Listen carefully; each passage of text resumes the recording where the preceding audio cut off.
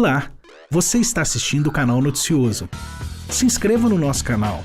Clique nesse botão logo abaixo do vídeo. Aproveite também e clique no sininho ao lado para ser notificado assim que publicarmos novos vídeos. Dessa maneira, você sempre saberá dos novos lançamentos do nosso canal. Toda semana, novos vídeos falando, entre outras coisas, sobre cultura, música, cidadania, saúde, finanças, mobilidade e muito mais.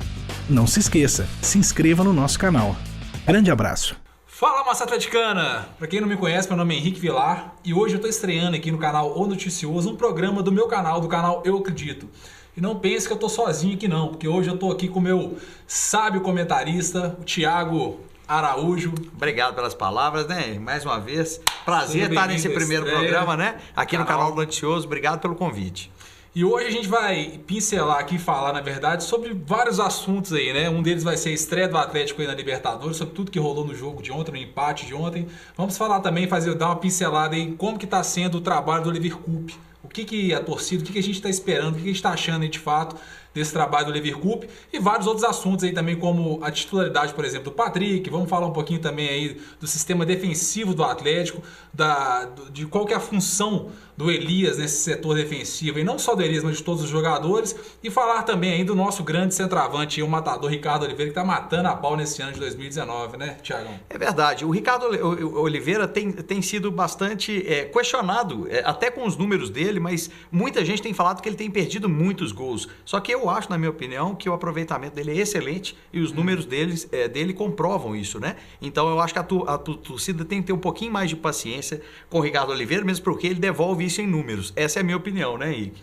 Eu tenho uma opinião um pouquinho diferente do Ricardo Oliveira, porque é o seguinte, não tirando a importância do Ricardo Oliveira do Atlético, óbvio que não, ele é um centroavante hoje diferenciado, até porque no que muitos falam que a grande função de um centroavante que é fazer gol, ele é muito bom no que ele faz. Agora, a minha crítica é o seguinte, taticamente pro time, eu acho ele muito pobre. Por que pobre? Eu falo pobre, porque é o seguinte, um centroavante ele tem que ser mais participativo.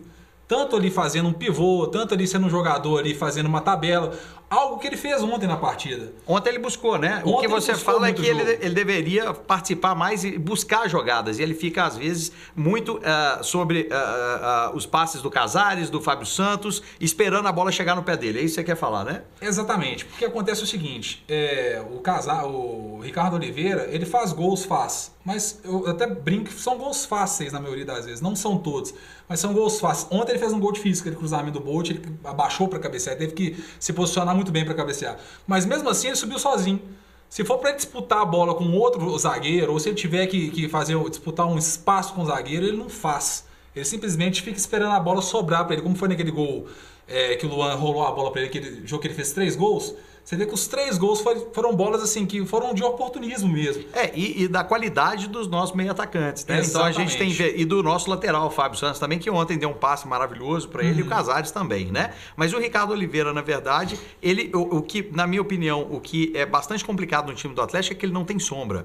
Você não tem nenhum jogador que você pode fazer ali para eles poderem disputar a posição, né? Porque o que a gente tem é o Alejandro, ele é uma boa promessa, mas ele ainda não tem o know-how, ele ainda não tem o futebol para poder estar disputando ali na frente. Então, são 2 jogadores, inclusive saiu hoje na Globo com a mesma opinião que a minha, Fábio Santos e Ricardo Oliveira, que eles não têm sombra nenhuma, né? Então, mas são excelentes jogadores, na minha opinião. Eu acho que eles são excelentes jogadores. Eu gosto, igual volto a falar, eu não estou aqui falando que eu quero que o Ricardo Oliveira vá embora do Atlético. Eu acho que ele, dentro das características dele, ele tem coisas importantes. Só que eu acho que ainda falta alguma coisa.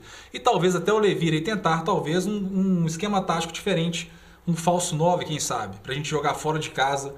Porque jogo fora de casa geralmente é um estilo de jogo que você tem que jogar na velocidade. Então não adianta você ter um jogador que movimenta, que participa pouco da partida, se você está num jogo que é propício de você ter que usar como principal arma a velocidade, o contragolpe. É verdade. E eu acho que a gente também deve analisar as variações que podem ter em jogos como o de ontem, por exemplo. A gente não pode ter só um formato de jogo. A gente tem que adaptar de acordo com as situações. Eu acho que é isso que você está falando.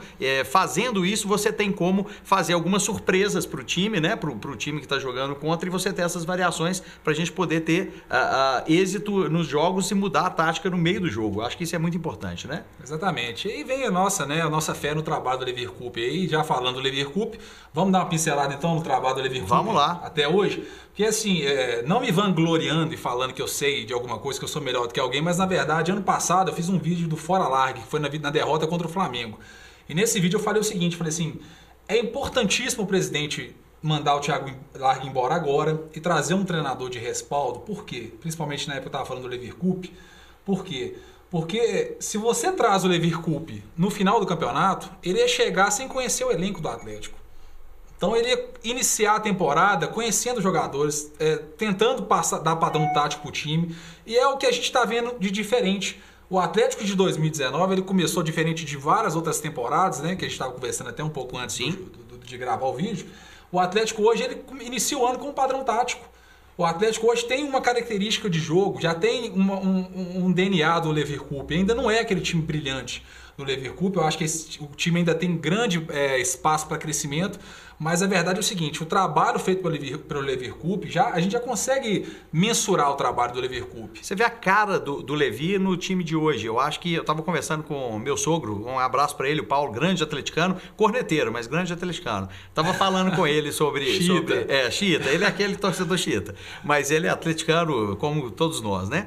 Então, eu estava falando com ele justamente isso. O Levi conseguiu devolver um pouco ao Atlético, aquele Atlético que vai para cima, aquele que o torcedor gosta de ver. Ano passado parecia que estava ganhando de 1-0, parecia que era goleada, todo mundo se acomodava. Hoje não, o time vai para cima, enfim. Claro que tem ajustes a serem feitos, né? Mas o time esse ano, você falou muito bem, o time esse ano começou com um conjunto que há muito eu não via. Ele tem uma base muito bem montada e você vê que o time joga junto e o time já tem uma cara, inclusive do Leverkusen. Então, eu acho que esse final de temporada do ano passado com o Levi foi preponderante para ele poder ter e iniciar essa temporada com a cara dele e já com conhecimento do grupo. Eu concordo com você. E falando do próprio caso do Leverkusen, né? E falando aí da diretoria, o acerto da diretoria, eu quero aqui também valorizar muito o trabalho que a diretoria está fazendo aí em 2019. Porque eu fui um dos caras que mais bateram, né, na diretoria em 2018, até porque realmente fizeram muita coisa errada, fizeram muita cagada, desculpa a palavra. Mas a verdade é que o Atlético em 2019, né, a postura do presidente em 2019, ela está sendo de fato muito diferenciada e é a postura que a gente espera de um presidente. Porque uma coisa que a gente tem que falar é o seguinte, a vida particular do presidente tem que ser totalmente separada dessa vida profissional. O fato dele ser advogado significa que ele pode chegar numa coletiva de imprensa e falar que vai começar a processar torcedores. Isso é erradíssimo. Porque o torcedor ele é passional, ele tem esse direito mesmo. Ele tem o direito de cobrar. Claro. O torcedor sempre tem esse direito. O torcedor ele é passional. Não adianta a gente querer cobrar uma racionalidade de um torcedor que você não vai conseguir nunca enxergar, porque realmente ele é um torcedor e ele é passional. Não tem jeito. Eu acho que o Sete Câmara está aprendendo a ser presidente. Eu acho que também ele tem... Nós cornetamos muito ano passado, mas esse ano realmente ele está com outra postura. Ano passado, ele, na minha opinião, ele falou muita besteira. Ele desdenhou da Copa Sul-Americana e depois...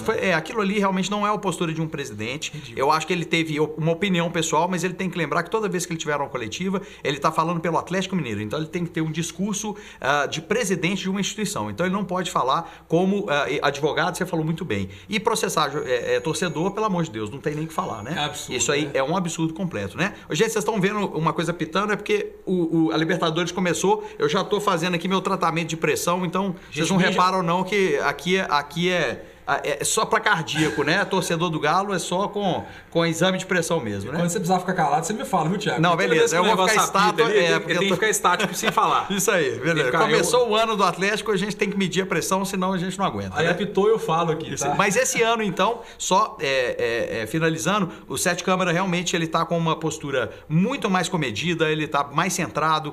Então eu tô gostando muito assim, do caminho que o Galo começou. Ainda não tá o ideal, mas ele começou a trilhar um caminho, na minha visão, muito positivamente. É verdade. E como eu falei do Levi e falei do presidente, eu queria agora dar uma pincelada aí no Patrick. O que você tá achando aí do Patrick? Porque o Patrick, na verdade, né, a gente tem que ser sincero aqui, a torcida tem uma birra enorme do Patrick. Então, muitas vezes, não tô falando que o Guga não mereça essa chance de titular, mas o Levi até falou de forma surpresa na entrevista, você estranhando, né, essa empatia tão grande da torcida do Atlético com o Guga. E, na verdade, o que a gente percebe é que não é tanta empatia com o Guga, é mais a antipatia com o Patrick. Mas, de fato, o Patrick, ele merece as críticas que ele tem da torcida. Ele faz por onde também, né?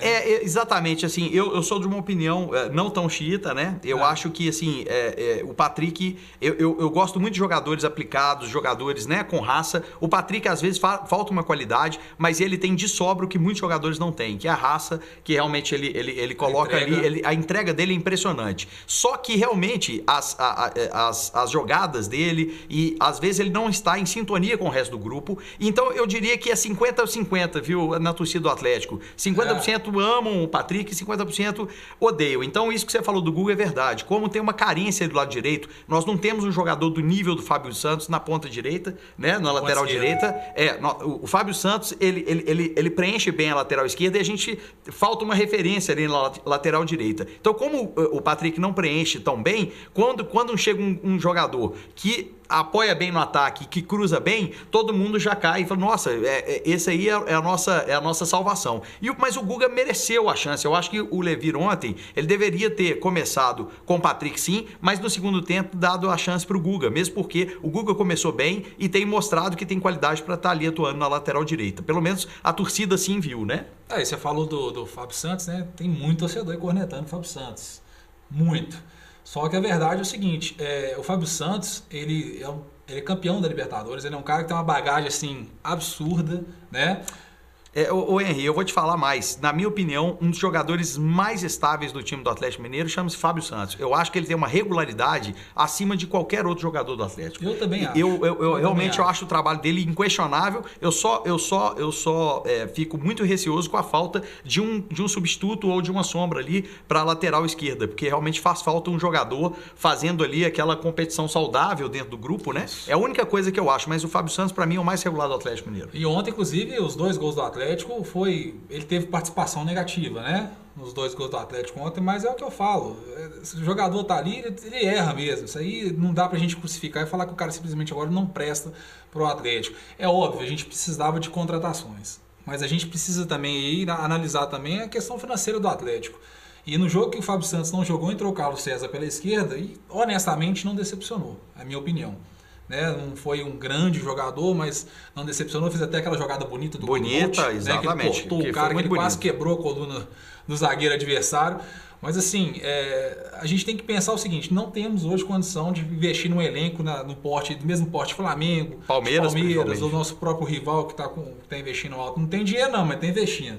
Verdade, E tomando processo, mas não vamos falar não vamos falar de hoje. Nosso programa do Atlético, nós verdade. Falar do Galo. Mas enfim, então a gente tem que ter esse nível de conhecimento aí, como eu posso falar? A gente tem que ter essa consciência, né? Consciência, que o time do Atlético hoje, ele tá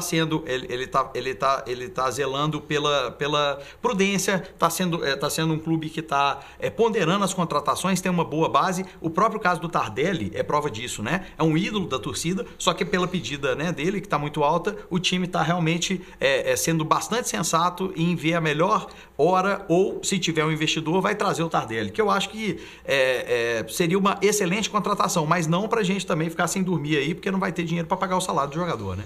Na verdade, o Tardelli ele seria um jogador que consertaria totalmente o elenco do Atlético. Ele poderia tanto ser esse ponta, que a gente está precisando de um ponta titular, poderia ser esse centroavante falso 9, no lugar do Ricardo Oliveira, poderia ser sombra para os dois. Tanto para o Xará e o Luan, para os 3, na verdade, né? A qualidade do Xará e o Luan, até para o próprio Casares, uma eventual lesão do Casares aí, o Tardelli já jogou como meia no Atlético. É um jogador com muito recurso. O Tardelli muito completo, mas realmente a pedida dele, vindo da China, nós não temos a menor condição de Inclusive cobrir, o presidente falou isso ontem na entrevista, exato. né? Falou que realmente aí a pedida do Tardelli foi muito alta e que se ele não tiver ajuda de outros investidores, não vai ter como trazer o Tardelli mesmo por conta do alto salário. Mas na verdade, Thiago, o que eu tenho a impressão é o seguinte, o mercado chinês ele fecha no final de fevereiro. A jogada do empresário do Tardelli foi uma jogada de mestre. Ele abriu as portas para o Tardelli no Brasil para essa eventual volta para o futebol brasileiro e ao mesmo tempo ele valorizou o jogador. Porque hoje o Tardelli voltou a ser um jogador valorizado. Então, assim, ele consegue mensurar uma oportunidade para o Tardelli lá na China, ao mesmo tempo ele abre as portas para o Tardelli voltar para o Atlético aí, né, vir para o futebol brasileiro.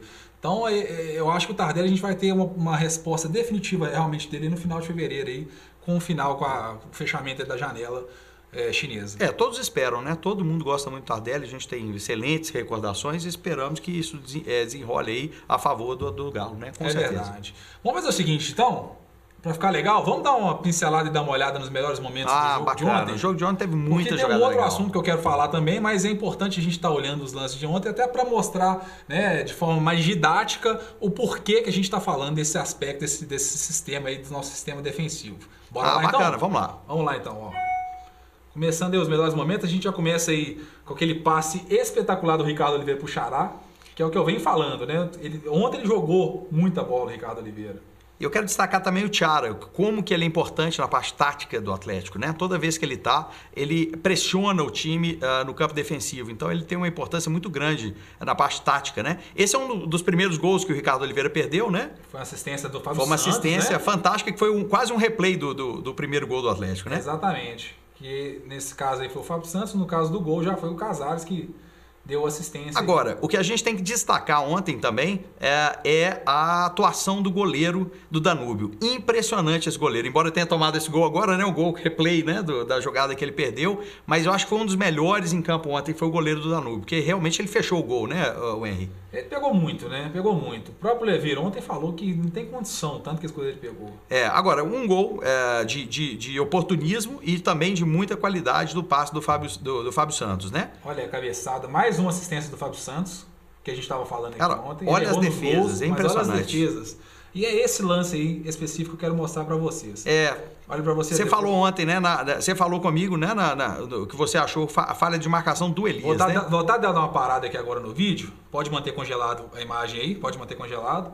Se vocês olharem ali, ó, vou com a seta aqui, ó. Olha aqui aonde está o Elias.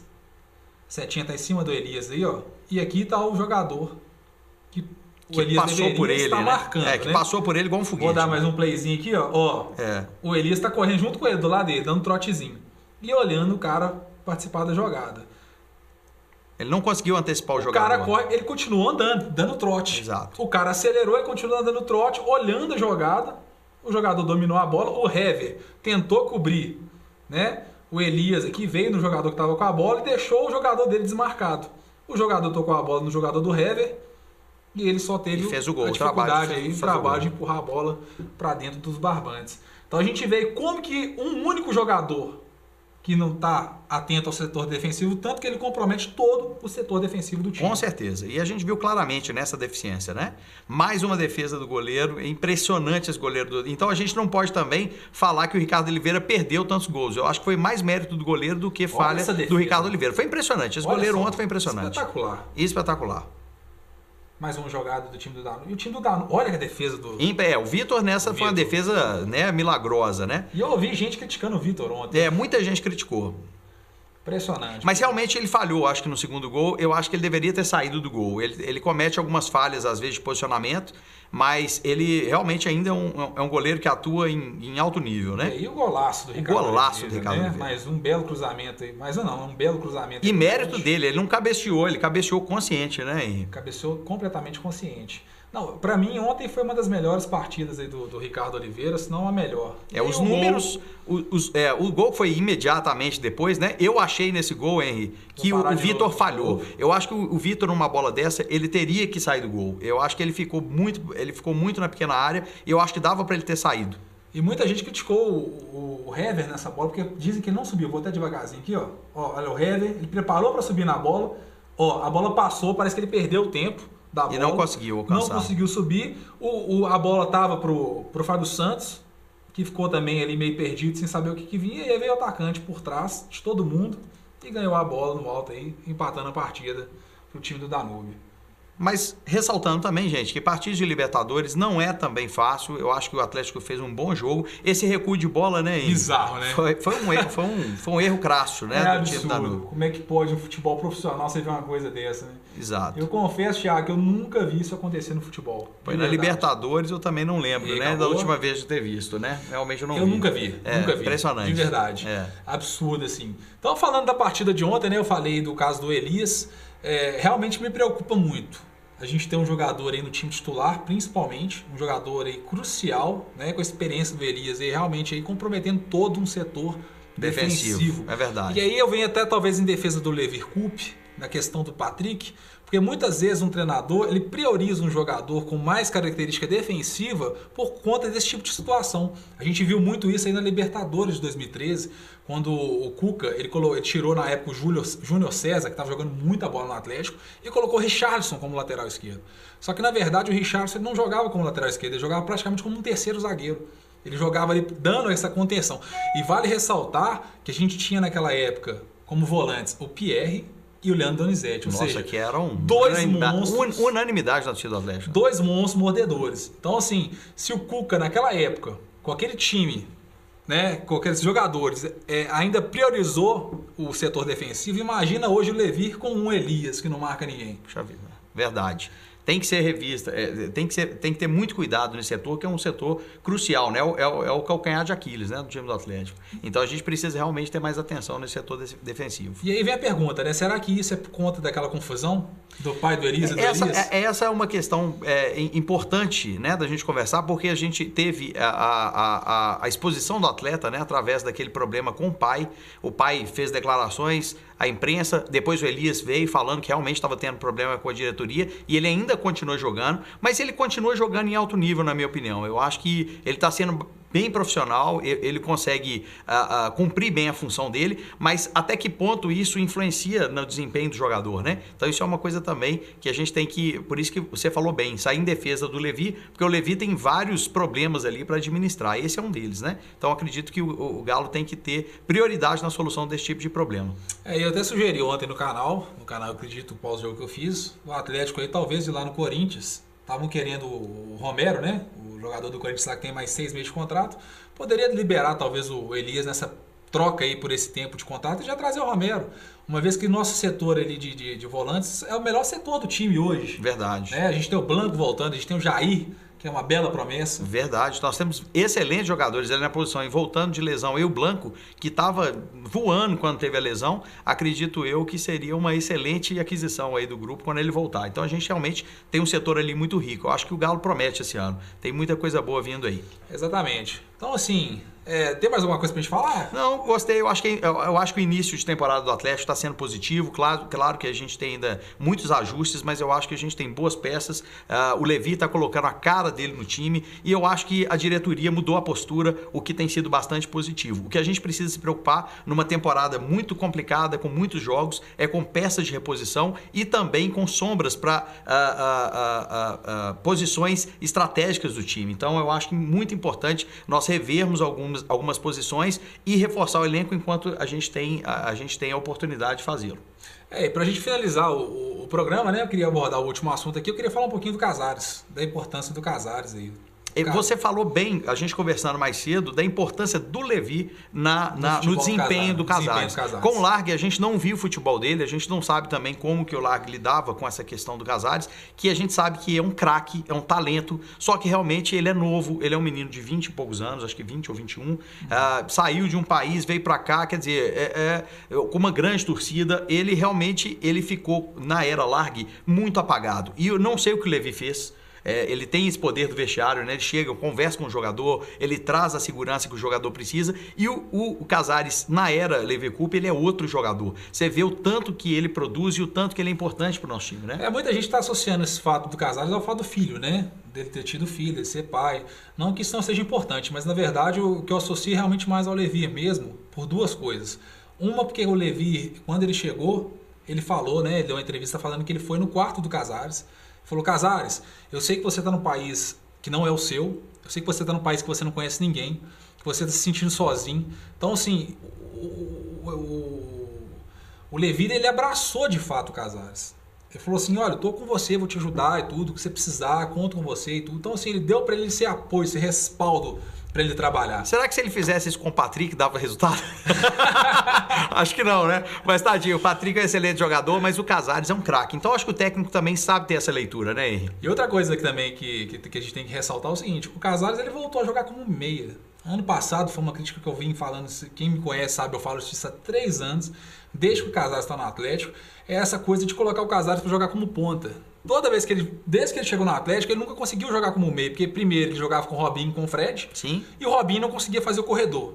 Então todos os treinadores que passaram colocavam o Casares como ponta, até para deixar o Robinho ali mais livre no meio de campo, para não ter essa necessidade, essa obrigação de marcar. E agora que o Robinho saiu, que foi o caso do ano passado, o Galargue sempre colocava quando colocava ele no meio, de meio, ele começava a jogar a bola. Quando ele pegava um corpo, ele colocava ele de ponta. Né? Vale ressaltar também que ano passado ele jogou um pouco mais recuado, ele vinha de trás, quase que como um terceiro volante do meio de campo ali. Então, assim, você tirava o Casares do lugar que ele mais rendia, que é perto do gol.